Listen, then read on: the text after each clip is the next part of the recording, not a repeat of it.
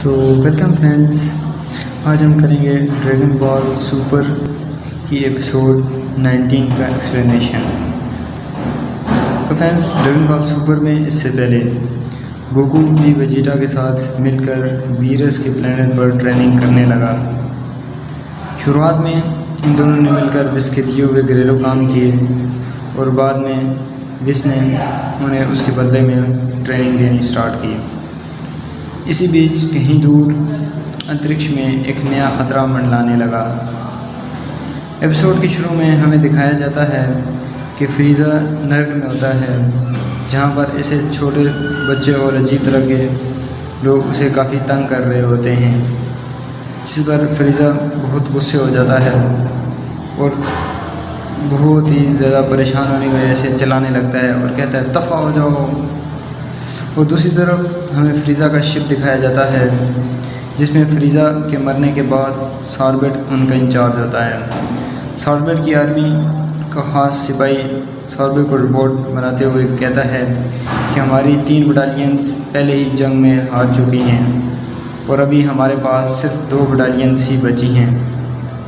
ये सुनकर सॉर्बेट कुछ देर के लिए सोचता है और उसके बाद कहता है कि हमें फ्रीज़ा को पुनर्जन्म देना ही होगा, क्योंकि फ्रीज़ा के जाने के बाद सभी यूनिवर्सेस में हमारे विरोधी बहुत ज़्यादा हो चुके हैं और बहुत ज़्यादा विरोध हो रहा है।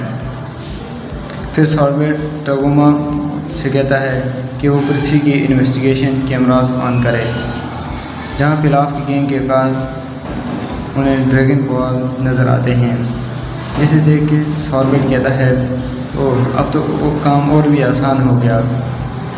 अब हम पृथ्वी के सैन से छुपकर ही ड्रैगन बॉल्स हासिल कर सकते हैं और फ्रीज़ा का पुनर्जन्म हो जाएगा।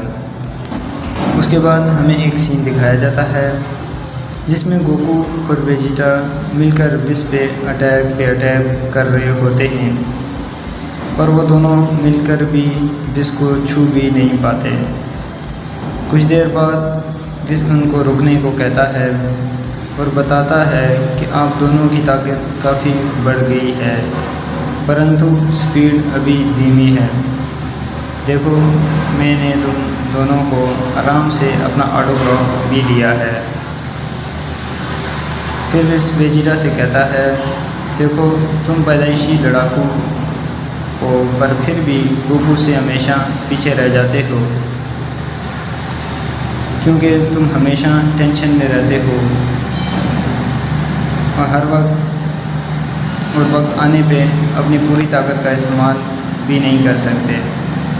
वो टेंशन की वजह से तुम्हारे शरीर हर वक्त एक तनाव में रहता है, जिस वजह से तुम पूरी तरह से लड़ाई के दौरान अपनी ताकत का इस्तेमाल नहीं कर सकते। गोकू की तरह आराम के वक्त आराम किया करो। और फिर विस गोकू को एक पंच करके कहता है देखो, ज़्यादा आराम भी अच्छा नहीं होता, चाहे तुम कितने भी ताकतवर ना बन जाओ, ध्यान भटकने की सूरत में शरीर बहुत ही नाजुक हो जाता है। फिर विस कहता है चलो इस ट्रेनिंग को और भी कड़ी करें। फिर हमें एक सीन दिखाया जाता है जिसमें सॉर्बेट और टगोमा पृथ्वी पे आ जाते हैं, जिनके की को पिक्लो फील कर लेता है, पर बहुत कम होने की वजह से वो उस पर ध्यान ही नहीं देता। सॉर्बेट और टगोमा पिलाफ की गैंग को डराकर उनसे शेनलॉन्ग को बुलवा लेते हैं। फिर सॉर्बेट शेनलॉन्ग से फ्रीज़ा को ज़िंदा करने को कहता है, तो शेनलॉन्ग सॉर्बेट को बताता है कि मैं उसे ज़िंदा तो कर सकता हूँ, पर वो कई टुकड़ों में बटा हुआ है, क्योंकि इसी पृथ्वी पर उसे जिस शख्स ने मारा था वो उसने पहले उसे कई टुकड़ों में बांट दिया था और उसके बाद उसे ख़त्म कर दिया था। तो उसके शरीर में आत्मा डालकर भी कोई फ़ायदा नहीं। फिर टोगोमा कहता है हमारी लेटेस्ट जनरेशन मशीन उन्हें ठीक कर सकती है। तो सॉर्बेट सोचता है कि फ्रीज़ा तो इतना तो जी ले सकते हैं। फिर सॉर्बेट शेनलॉन्ग से फ्रीज़ा को ज़िंदा करवा देता है।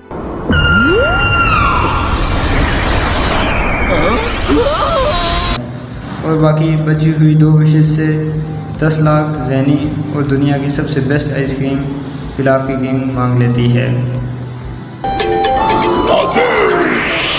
फिर इससे पहले कि वो पिलाफ की गैंग से कुछ कहे, टोगोमा कहता है, सॉर्बेट जल्दी कीजिए, सेंग यहाँ आते ही होंगे। फिर वो दोनों फ्रीज़ा के टुकड़ों को लेकर वापस स्पेस में चले जाते हैं। गोहान पिगलो से पूछता है कि क्या हुआ।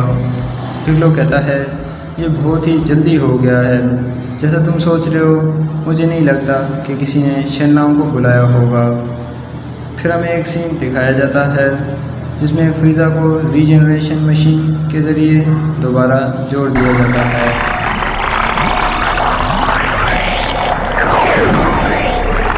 और फ्रीज़ा फिर से पहले जैसा हो जाता है और फ्रीज़ा कहता है, सच में मैं फिर से ज़िंदा हो गया। और इसी के साथ ही ड्रैगन बॉल सुपर की एपिसोड 19 ख़त्म होती है और 20 स्टार्ट होती है। फिर सॉर्बेट फ्रीज़ा को बताता है कि कैसे उसने फ्रीज़ा को दोबारा ज़िंदा किया है। फिर फ्रीज़ा कहता है, तुमने मुझे ज़िंदा करने में ज़्यादा देर लगा दी और मुझे वहाँ अजीब व गरीब प्राणी तंग कर रहे थे। और गुस्से में कहता है, नरक वाकई बहुत बुरा होता है। और साथ ही स्पेशल बीन से टोगोमा पर अटैक कर देता है। Como antes. Cale essa boca! Disse que Zarbon e Dodoria eram do seu. फिर फरीदा पूछता है, कहाँ है वो सैन जिन्होंने मुझे नरक में भेजा था। अब मैं उनको नरक में पहुँचा कर ही रहूँगा। तो सॉर्बेट बताता है कि वो अब बहुत ज़्यादा ताकतवर हो चुके हैं, उन्होंने माजन बू को भी हरा दिया है। फिर फरीदा कहता है, तो वो मंकीज़ इतने ताकतवर हो चुके हैं।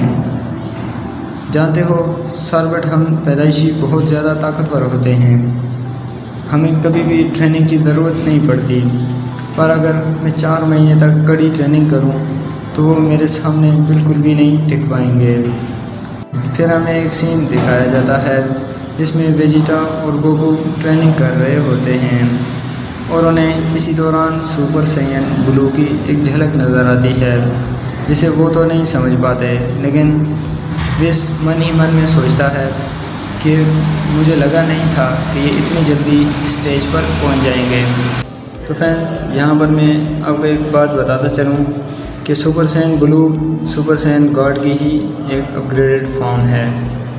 फिर वहाँ वीरस आ जाता है और उन दोनों से पूछता है कि तुम दोनों और ज़्यादा ताकतवर क्यों बनना चाहते हो, कहीं तुम मेरी गार्ड ऑफ डिस्ट्रक्शन की पोस्ट तो नहीं छीनना चाहते।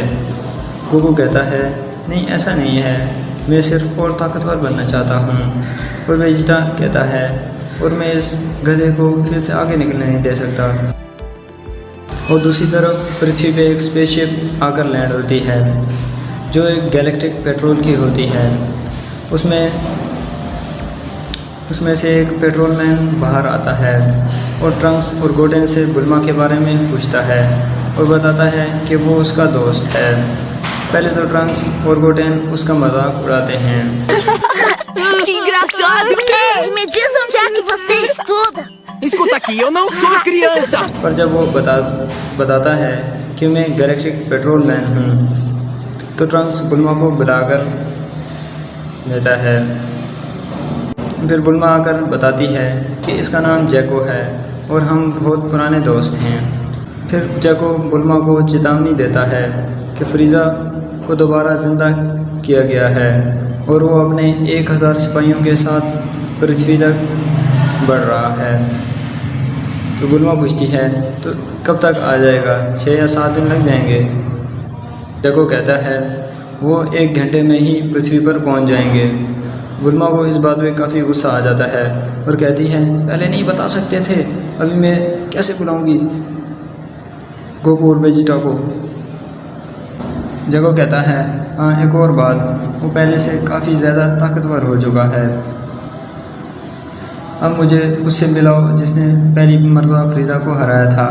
तो बुल्मा बताती है कि उसे मेरे बेटे ने हराया था जो फ्यूचर से आया है, इसलिए वो तो अभी यहाँ मौजूद नहीं है।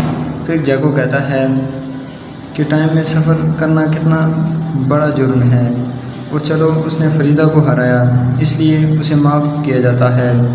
फिर बुल्मा बताती है कि मेरे बेटे से भी कई ज़्यादा ताकतवर गोकू है जो अभी देवता बीरस के प्लैनेट पे ट्रेनिंग कर रहा है, जिसके जवाब में जैको हंसने लगता है और कहता है कि देवता बीरस सिर्फ कहानियों में होते हैं, असल में ऐसा कोई बंदा है ही नहीं,